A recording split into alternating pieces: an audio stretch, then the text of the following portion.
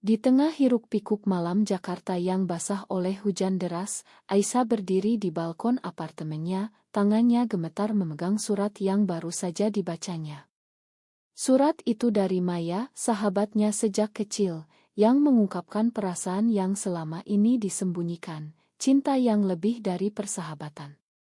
Jantung Aisyah berdegup kencang, campuran antara kebahagiaan terlarang dan ketakutan yang mencekam, karena besok adalah hari pernikahannya dengan Rian, pria yang dipilih keluarganya untuk menyelamatkan nama baik mereka. Aisyah menutup mata, mengingat bagaimana semuanya dimulai.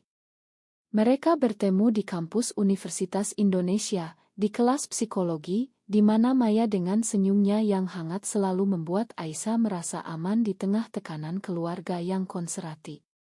Ayah Aisyah, seorang pengusaha sukses dari keluarga Jawa yang taat agama, selalu menekankan pentingnya menikah dengan pria baik untuk melanjutkan garis keturunan. Ibu Aisyah, yang pernah mengalami pernikahan paksa, diam-diam mendukung, tapi tak pernah berani melawan. Maya, berasal dari keluarga sederhana di Bandung, adalah anak tunggal yang bebas, tapi dia menyembunyikan rahasianya, ketertarikan pada perempuan sejak remaja. Malam itu, Aisyah tak bisa tidur. Dia mengingat momen-momen kecil yang sekarang terasa berbeda. Saat mereka berdua trailing ke Bali 2 tahun lalu, berjalan di pantai Kuta di bawah matahari terbenam, Maya memegang tangannya lebih lama dari biasanya. Aisyah merasakan getaran aneh, tapi dia mengabaikannya, menganggap itu hanya kelelahan. Kini, surat itu membuka mata Aisyah. Aisyah, aku tak bisa lagi diam setiap kali kau cerita tentang Rian, hatiku hancur.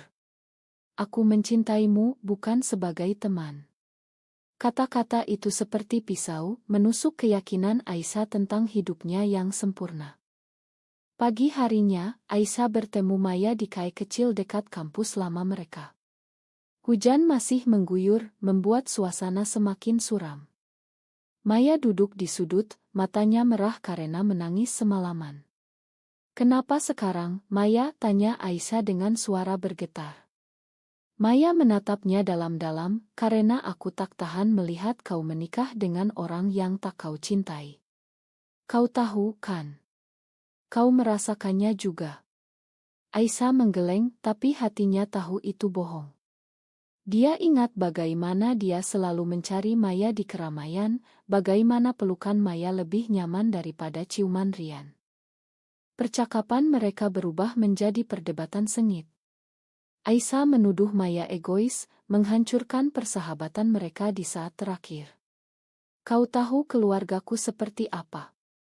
Ayah akan mengusirku jika tahu, kata Aisyah. Maya balas, dan kau mau hidup bohong selamanya. Menikah dengan Rian hanya karena tekanan sosial. Indonesia ini penuh dengan orang seperti kita, Aisyah, tapi mereka sembunyi karena takut.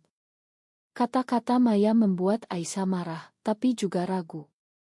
Dia ingat berita-berita tentang komunitas LGBT di Jakarta yang dianiaya, demonstrasi yang dibubarkan polisi, dan cerita teman yang diusir keluarga.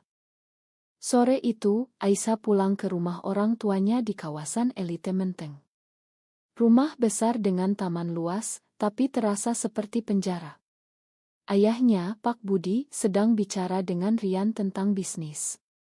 Ibu Aisyah, Bu Sari, sibuk mengatur gaun pengantin. Aisyah berpura-pura senang, tapi pikirannya penuh dengan Maya. Malamnya, dia bermimpi tentang Maya, mimpi yang membuatnya bangun dengan keringat dingin. Apakah ini cinta? Atau hanya godaan sesaat? Keesokan harinya, hari pernikahan, Aisyah berdandan di kamar. Cermin mencerminkan wajah cantiknya, tapi matanya penuh konflik. Tiba-tiba telepon berdering, Maya. Jangan lakukan ini, Aisyah. Datanglah ke sini, kita bisa pergi bersama. Aisyah menutup telepon, tapi hatinya hancur. Saat berjalan menuju altar di masjid mewah, dia melihat Maya berdiri di belakang kerumunan, matanya penuh air mata.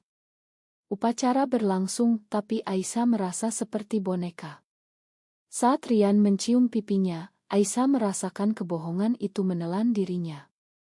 Malam pertama, di Hotel Bintang 5, Aisyah duduk sendirian di kamar mandi, menangis. Rian tidur lelap, tak tahu apa-apa. Aisyah mengirim pesan ke Maya, "Aku sudah menikah." "Ma." Balasan Maya, "Ini belum akhir." Kata-kata itu membuat Aisyah gelisah. Dia tahu pernikahan ini adalah kesalahan, tapi mundur sekarang berarti menghancurkan segalanya, keluarga, reputasi, dan mungkin nyawa sosialnya di masyarakat Indonesia yang masih konservatif. Beberapa minggu kemudian, kehidupan Aisyah sebagai istri Rian dimulai. Mereka pindah ke apartemen baru di Sudirman.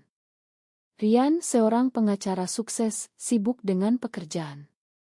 Aisyah bekerja sebagai psikolog di klinik, membantu orang lain menyelesaikan masalah hati, tapi miliknya sendiri kacau.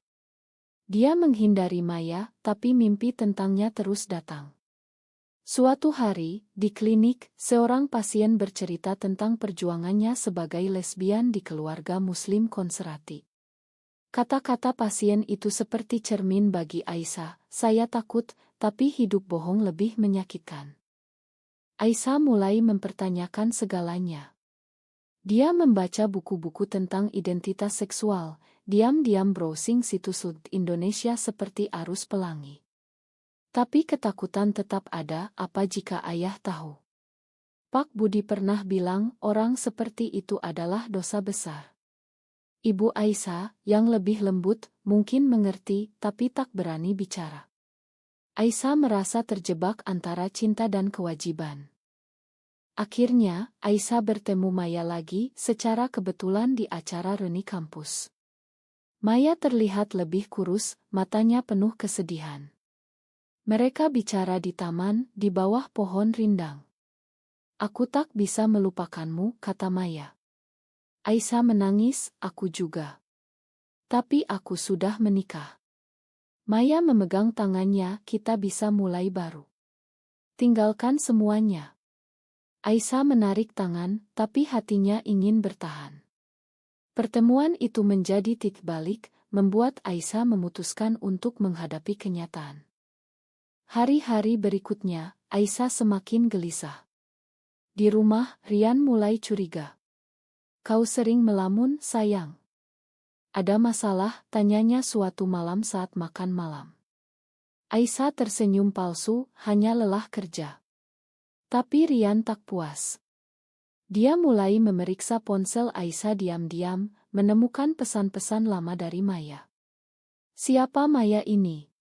Kenapa pesannya begitu intim?" tanya Rian marah. Aisyah panik, "Berbohong, hanya teman dekat." Tapi Rian tak percaya, mulai menyelidiki. Sementara itu, Maya tak menyerah. Dia mengirim email panjang, menceritakan perjuangannya sejak kecil, dibully di sekolah karena berbeda, disembunyikan oleh orang tua yang malu. "Aku pilih jujur pada diriku, Aisyah. Kau harus juga," tulisnya. Aisyah membaca email itu berulang kali, merasakan empati mendalam. Dia ingat masa kecil mereka di Bandung, bermain bersama, berbagi rahasia. Tapi sekarang, rahasia itu menjadi bom waktu. Suatu sore, Aisyah bertemu ibunya di KAI. Bu Sari melihat kegelisahan putrinya. "Ada apa, Nak? Kau tak bahagia dengan Rian?" tanya Bu Sari lembut. Aisyah hampir curhat, tapi takut. "Hanya penyesuaian, Bu." Bu Sari menghela napas, "Aku dulu juga begitu. Pernikahan bukan akhir, tapi awal perjuangan." Kata-kata itu membuat Aisyah semakin ragu. Apakah ibunya tahu sesuatu? Konflik memuncak saat Rian menghadapkan Aisyah. Di apartemen, dia lempar ponsel ke meja. "Aku tahu semuanya. Kau dan Maya." "Itu apa?" "Kau lesbian," kata Rian dengan suara tinggi. Aisyah terkejut, air mata mengalir. "Bukan begitu. Aku bingung." Rian marah besar, "Kau bohongi aku. Keluargamu harus tahu." Aisyah memohon, tapi Rian pergi, meninggalkannya sendirian. Malam itu, Aisyah menelepon Maya. Rian tahu. Semuanya hancur. Maya datang segera, memeluk Aisyah di apartemen. Untuk pertama kali, mereka berciuman, penuh gairah tapi juga rasa bersalah. Kita harus bersama, kata Maya. Tapi Aisyah mundur, tidak bisa. Aku tak mau menyakiti lebih banyak orang. Maya kecewa, kau pilih mereka daripada kita. Pertengkaran itu membuat Aisyah semakin terpecah. Keesokan pagi, Rian kembali dengan ayah Aisyah. Pak Budi marah besar. Apa ini benar? Kau bawa malu keluarga, teriaknya. Aisyah menangis, ayah, aku tak tahu harus bagaimana. Pak Budi mengultimatum, putuskan hubungan dengan perempuan itu, atau kau bukan anakku lagi. Ibu Aisyah diam, tapi matanya penuh simpati. Rian menambahkan, aku bisa cerai, tapi reputasimu hancur. Aisyah merasa dunia runtuh. Dia ingat norma masyarakat Indonesia, pernikahan heteroseksual adalah kewajiban, sering dianggap penyimpangan. Berita tentang raya polisi terhadap komunitas gay di Jakarta membuatnya takut. Tapi hati Aisyah berbisik, cinta Maya adalah yang sejati. Maya, di sisi lain, menghadapi konflik sendiri. Orang tuanya di Bandung menelepon, mendengar rumor dari teman. Jangan bawa malu, Maya, kata ayahnya. Maya menangis, aku tak bisa ubah siapa aku. Dia memutuskan pindah ke Jakarta, mencari dukungan dari komunitas LGBT. Di sana, dia bertemu aktivis yang bercerita tentang perjuangan hak asasi. Aisyah dan Maya bertemu lagi di Taman Monas, simbol kebebasan. Aku tak bisa terus begini, kata Aisyah. Maya memegang tangannya, mari kita lawan bersama. Tapi Aisyah ragu, memikirkan harga, kehilangan keluarga, pekerjaan, teman. Keputusan itu seperti pedang bermata dua. Beberapa hari kemudian, Aisyah menghadiri konseling dengan psikolog senior. Dia curhat anonim, aku mencintai perempuan, tapi sudah menikah. Psikolog bilang, identitasmu valid, tapi pilihanmu harus bijak. Masyarakat kita belum siap, tapi perubahan dimulai dari individu. Kata-kata itu memberi harapan, tapi juga ketakutan.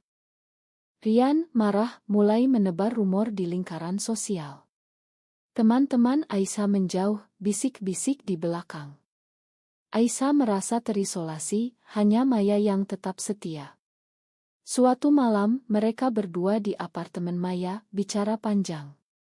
Kau harus pilih, Aisyah, hidup bohong atau kebahagiaan sejati, kata Maya. Aisyah menangis, aku takut kehilangan segalanya. Konflik semakin dalam saat Pak Budi datang ke apartemen.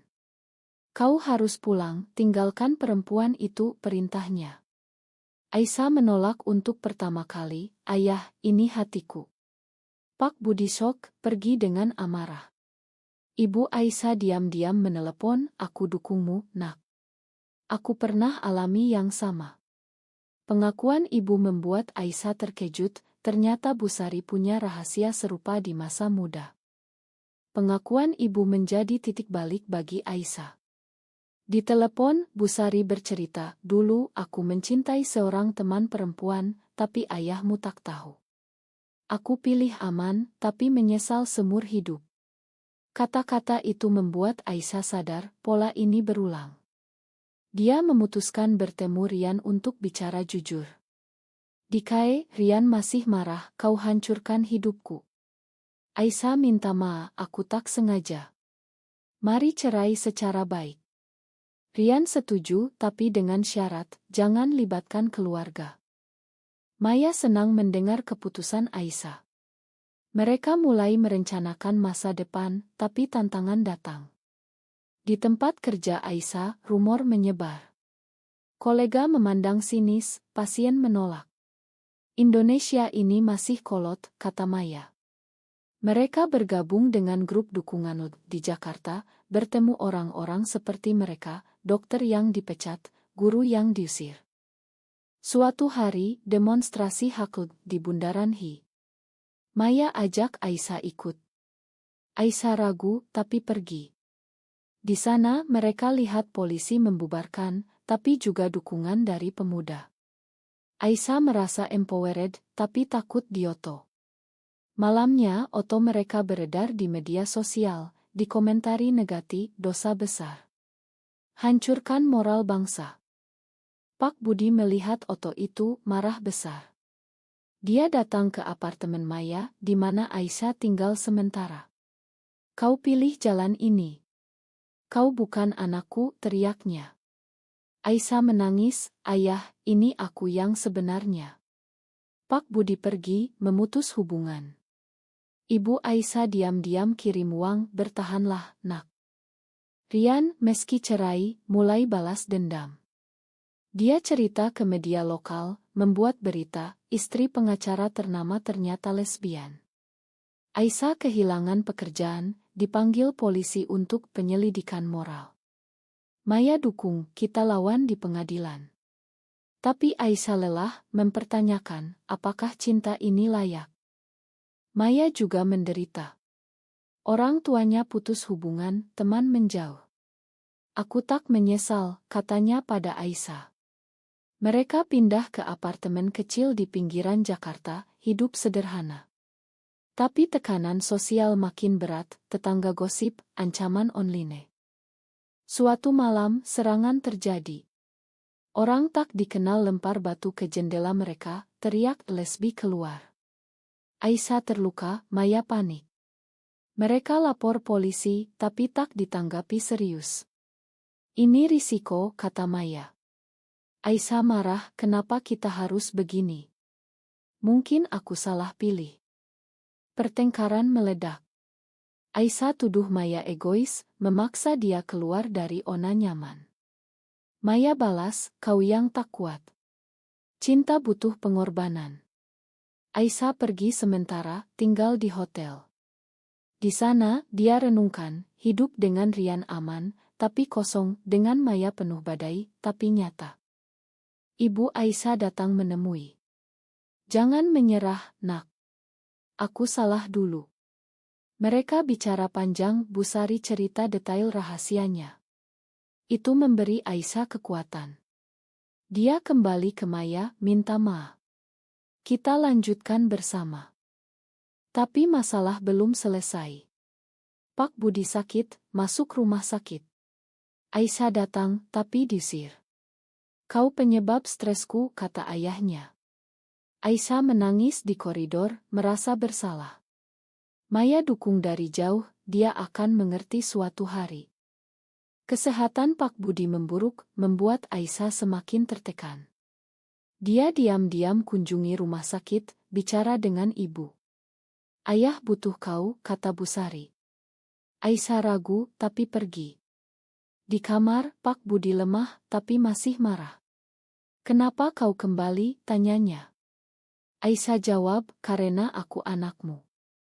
Mereka bicara hati ke hati, Aisyah jelaskan perasaannya. Pak Budi dengar, tapi tak langsung setuju. Masyarakat kita tak terima, katanya. Aisyah balas, tapi keluarga harus terima dulu.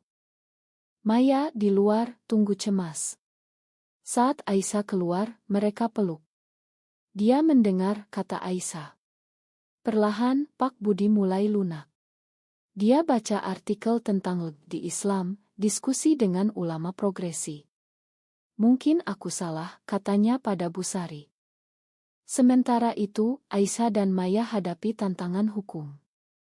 Cerai Aisyah dipersulit karena rumor. Pengacara Rian tuntut ganti rugi. Maya jual barang untuk bayar. Ini pengorbanan kita, katanya. Di pengadilan, Aisyah bersaksi jujur, aku tak bisa bohong lagi. Hakim, meski konservatif, beri putusan adil, cerai disetujui. Bebas dari pernikahan, Aisyah dan Maya mulai hidup baru. Mereka pindah ke Yogyakarta, kota lebih toleran. Maya buka bisnis kecil, Aisyah jadi konselor online untuk komunitas LGBTQ. Tapi bayang masa lalu tetap, ancaman online, diskriminasi kerja. Suatu hari, reunian keluarga. Pak Budi undang Aisyah dan Maya. Semua shock, tapi Pak Budi bilang, ini putriku dan pasangannya.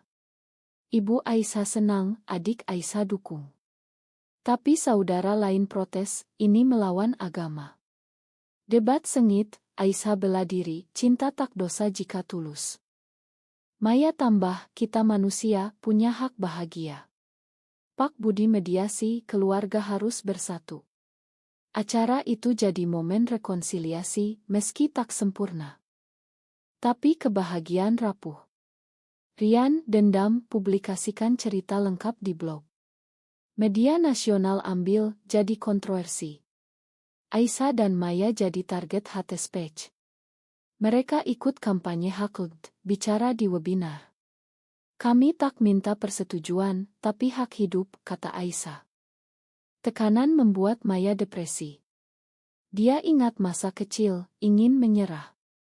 Aisyah dukung, kita kuat bersama. Mereka cari terapi, bergabung komunitas lebih besar. Tahun berlalu, Aisyah dan Maya semakin kuat. Mereka adopsi anak yatim, meski sulit karena hukum Indonesia. Keluarga Aisyah pelan-pelan terima, Pak Budi jadi pendukung diam-diam, aku bangga padamu, katanya suatu hari. Tapi masyarakat masih keras. Di Yogyakarta, demo anti-LGBTI terjadi. Maya ikut kontra demo, terluka. Aisyah rawat, jangan risiko lagi. Maya jawab, untuk masa depan kita. Cinta mereka diuji lagi saat Maya dapat tawaran kerja di luar negeri, di negara lebih bebas. Mari pergi, ajaknya. Aisyah ragu, keluargaku di sini. Debat panjang, Aisyah pilih tinggal, Maya pergi sendirian. Pemisahan itu menyakitkan. Aisyah kembali ke Jakarta, bantu komunitas. Maya di Singapura, sukses tapi rindu. Mereka bicara ideal, tapi jarak buat retak. Suatu hari, Maya kembali, aku tak bisa tanpamu. Mereka rekonsiliasi, pindah bersama ke Bali, mulai bisnis ekotourism. Hidup tenang, meski tantangan tetap. Di akhir perjalanan, Aisyah renungkan, pengorbanan, pengkhianatan, kehilangan. Tapi juga kebangkitan. Maya peluknya, kita menang. Apakah mencintai seseorang dari jenis kelamin yang sama selalu merupakan pilihan yang salah di mata masyarakat, atau justru itu adalah hak asasi yang harus dilindungi?